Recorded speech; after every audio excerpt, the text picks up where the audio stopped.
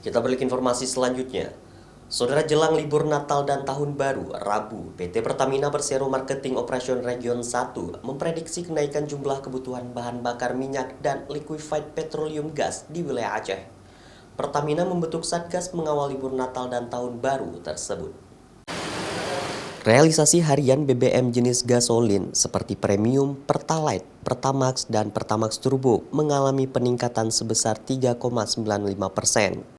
Angka tersebut di atas rata-rata realisasi harian pada kondisi normal dari 1.721 km menjadi 1.889 km.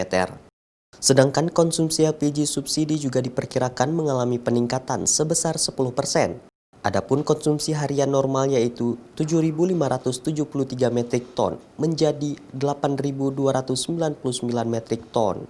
Sementara LPG non-subsidi diprediksi meningkat sebesar 1%.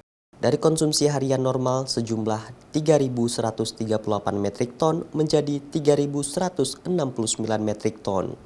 Untuk memantau kelancaran penyaluran BBM dan LPG di lapangan, Pertamina telah membentuk tim satuan tugas yang mulai bertugas pada 7 Desember 2020 hingga 7 Januari 2021 mendatang.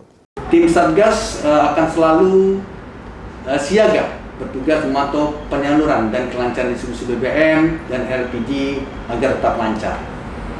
Khusus di wilayah Aceh Darussalam, Pertamina nomor 1 memberikan layanan PDS, Pertamina Delivery Service, dengan mengoperasikan armada motor yang akan mengantar BBM dalam bentuk kemasan atau LPG kepada pelanggan.